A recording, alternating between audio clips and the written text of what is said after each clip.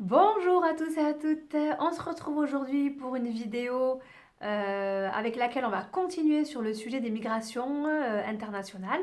La dernière fois, je vous ai parlé des pertes et des gains que pouvait vivre en fait le pays de départ, hein, qui se voit un petit peu perdre quantité de sa main-d'œuvre plus ou moins qualifiée.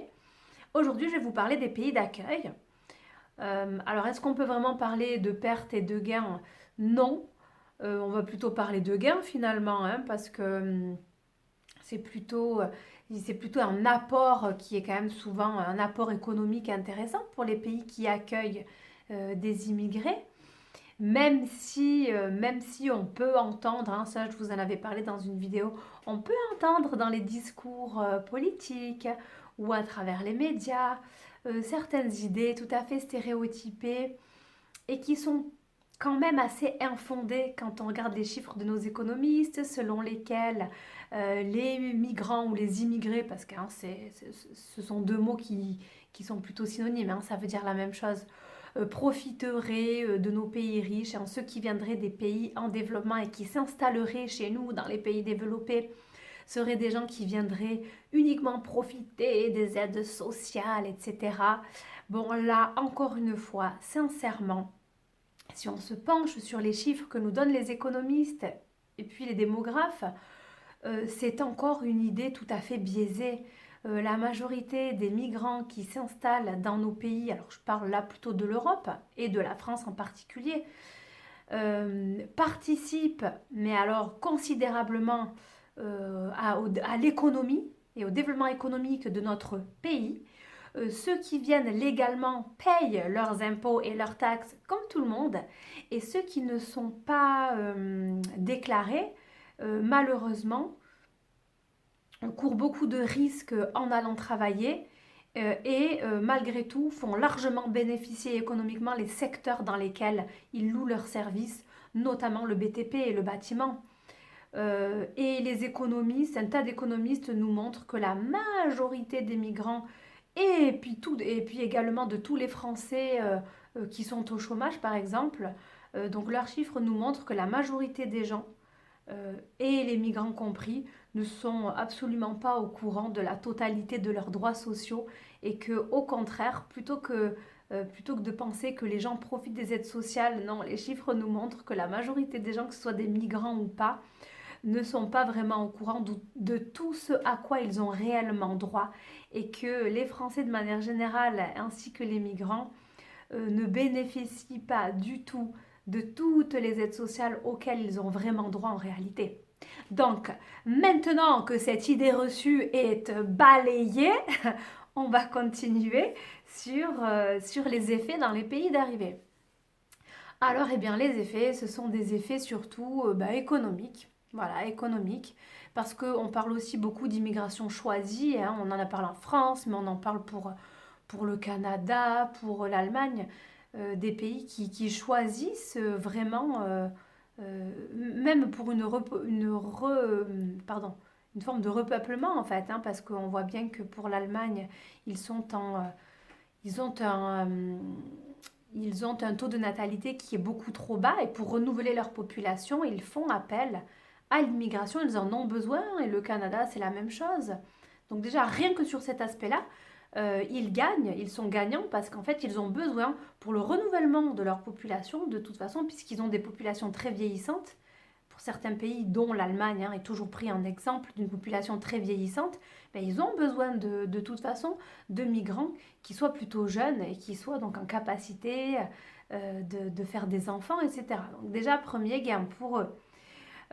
Et puis ensuite, ben, la main-d'œuvre. Voilà, une main-d'œuvre en fait qui va être plus ou moins qualifiée.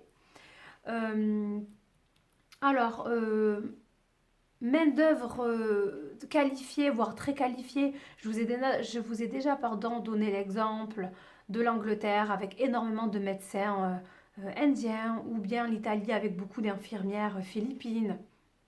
Donc, là, ben, on voit tout de suite évidemment le gain hein, dans le pays d'arrivée, c'est-à-dire que vous avez des secteurs dans lesquels il est compliqué d'avoir suffisamment de personnel. Et en France, c'est également le cas. le secteur médical, vous allez dans les hôpitaux, si vraiment vous êtes observateur, si vous regardez la réalité des hôpitaux français, vous voyez énormément de médecins d'origine maghrébine ou subsaharienne. Alors c'est marrant parce que on parle beaucoup de, enfin je vous parle de plusieurs choses en même temps, mais on parle souvent d'un manque de représentativité, de la diversité en France, dans les médias ou à la télévision. Et ben c'est vrai que c'est tout à fait vrai quoi. C'est-à-dire que dans un tas de films ou de séries télévisées, euh, vous n'allez pas forcément voir des médecins noirs ou d'origine maghrébine, ou souvent dans le milieu du cinéma, ce collectif sur les actrices noires avait dénoncé le fait que pour un tas de rôles, les gens qui font les castings, ça leur vient pas à l'idée en fait qu'on puisse être...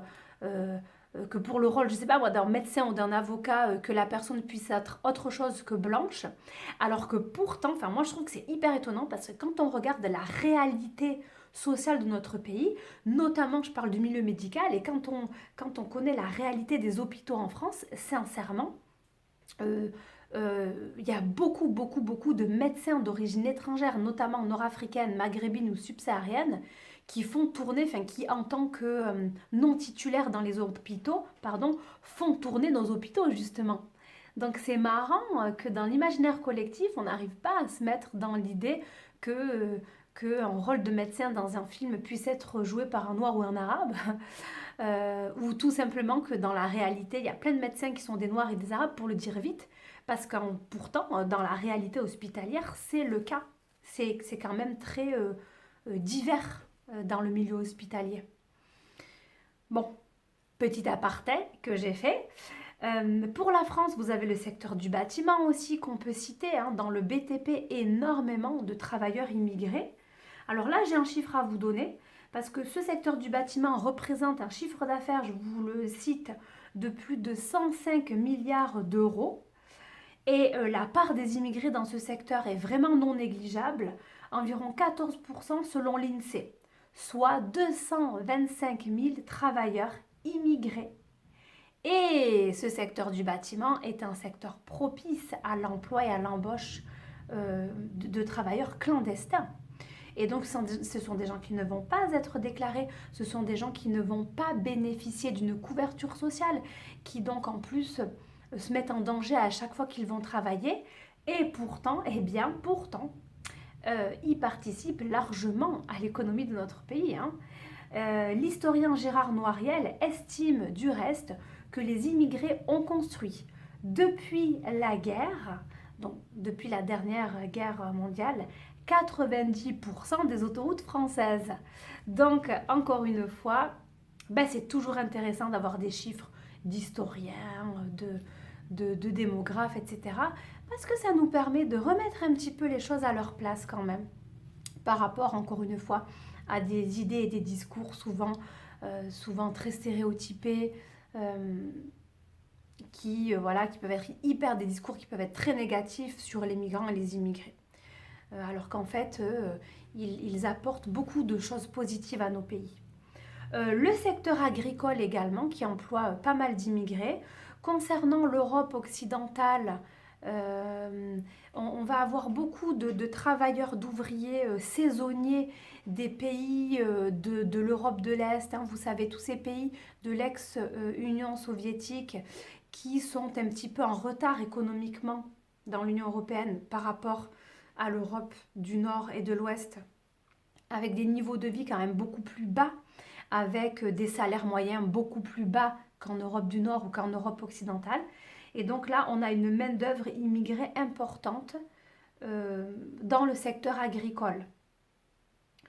Ils subissent des discriminations aussi, hein, parce que les conditions d'accès à l'emploi sont difficiles, parce qu'en fait c'est des contrats saisonniers, parce que du coup c'est des emplois pardon, j'ai perdu le mot, excusez-moi, euh, qui sont précaires, voilà, qui sont précaires. Donc c'est pas évident. Et puis du coup c'est juste, ils viennent comme ça sur certaines périodes et puis ensuite ils rentrent chez eux, voilà. Ensuite on a le secteur du textile qui, bien qu'il soit un secteur qui pèse moins dans notre économie nationale, puisque évidemment depuis des décennies on a énormément délocalisé pour l'industrie du textile dans des pays en développement et notamment en Asie. Bon, on a quand même un secteur textile en France qui occupe moins de 100 000 personnes. C'est un petit secteur de l'économie, et bien pourtant, on a un tas d'unités clandestines de confection. Et là, il n'y a pas si longtemps, je crois, je me demande si c'est pas dans la région parisienne, où tous les jours, en fait, on, on, découvre des réseaux clandestins dans cette petite industrie du textile. Et en fait, c'est une activité qui occupe des milliers d'immigrés en Île-de-France. Et là, encore une fois, pas du tout des travailleurs déclarés et protégés par la sécurité sociale. Non, beaucoup de clandestins. Et pourtant, ces gens-là, ils ne sont pas du tout reconnus, ils travaillent dans l'ombre et clairement, ils participent. Ils participent très clairement à l'économie de notre pays. Voilà, donc ça, c'est des informations que j'ai prises dans un article qui s'intitule Le travail immigré, à qui profite-t-il et écrit par Pascal Pérez et Bruno Ségur en 2008. Voilà. Donc, je cite mes sources, c'est quand même important de vous le dire parce que j'invente pas tout ça. Voilà. Donc après, on peut avoir aussi quand même, je vous ai dit que c'est quand même principalement des gains de la part du pays qui accueille, mais là je vous ai parlé d'un pays riche. Et si on pense aux pays moins développés, puisque je vous ai expliqué dans la toute première vidéo que quand même l'immigration, elles se font surtout dans la même région, entre pays de la même région du monde. Donc lorsque c'est un pays qui est lui déjà en développement et qui reçoit également des migrants, eh bien là il peut y avoir des difficultés. Euh, je prends l'exemple du Bangladesh qui va accueillir beaucoup de réfugiés Rohingyas et qui lui-même déjà est un pays très pauvre qui a du mal à s'en sortir et qui est victime du réchauffement climatique et de la montée des eaux. Donc c'est lui-même, le Bangladesh, un pays qui a énormément de mal à se développer économiquement et socialement et qui se voit accueillir des milliers et des milliers de réfugiés Rohingyas qui viennent, pardon, qui viennent de Birmanie. Et donc là, dans ces cas-là, là c'est compliqué. Là c'est un cas très spécifique, mais dans ce genre de cas, le gain est compliqué pour le pays d'accueil finalement, puisque eux-mêmes ils ont du mal à s'en sortir à la base et ils doivent porter secours à des migrants qui sont des réfugiés. Et donc déjà qu'ils ont du mal à se développer eux-mêmes, c'est super dur financièrement de porter secours aux Rohingyas. Ça crée énormément de tensions également. On veut les voir repartir, on veut les expulser. Donc franchement, bon là je vous donne un exemple très très précis, mais pour les pays en développement qui eux-mêmes accueillent des migrants, c'est pas toujours évident non plus. Pour parler de l'Afrique du Sud, voilà, juste 2 minutes, puisque je vous ai dit que sur le continent africain, c'est quand même un grand pays d'accueil, l'Afrique du Sud, un grand pays d'accueil des migrants. Et là, de migrants continentaux, donc de migrants qui viennent d'autres régions d'Afrique. L'Afrique du Sud accueille énormément de gens d'Afrique de l'Ouest, énormément d'Africains d'Afrique centrale, notamment ceux qui viennent de la RDC, de la République démocratique du Congo. Donc Congo-Kinshasa, qui connaît depuis des décennies une guerre, un état de guerre civile terrible. L'Afrique du Sud accueille aussi plein de migrants d'Afrique australe, de sa propre région, des Zimbabwéens, des gens du Malawi. Bon, là, l'Afrique du Sud bénéficie évidemment de cette main-d'œuvre également. Notamment cette main-d'œuvre francophone, puisqu'au départ, l'Afrique du Sud, c'est un pays qui est anglophone.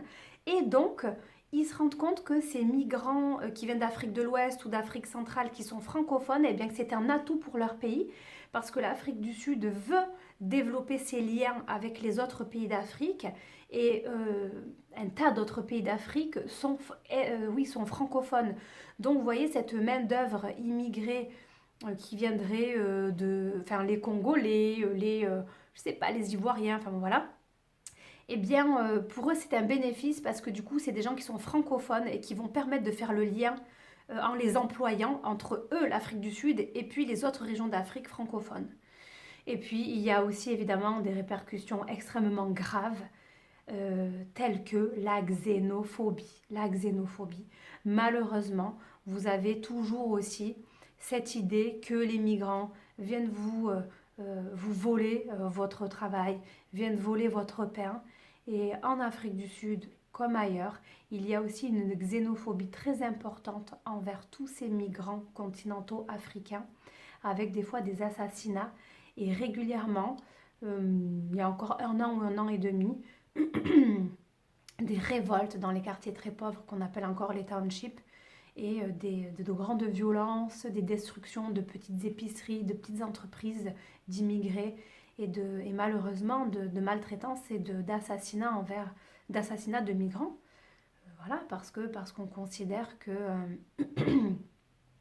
là je parle de l'Afrique du Sud, hein, qui viennent voler le travail qui est censé revenir aux nationaux. Mais bon, ça ce serait un sujet que je pourrais développer dans une autre vidéo. Voilà, je vous dis, j'espère vraiment que ça vous a intéressé et je vous dis à très bientôt dans une autre vidéo. Likez la vidéo, partagez-la et abonnez-vous si vous en avez envie. Au revoir.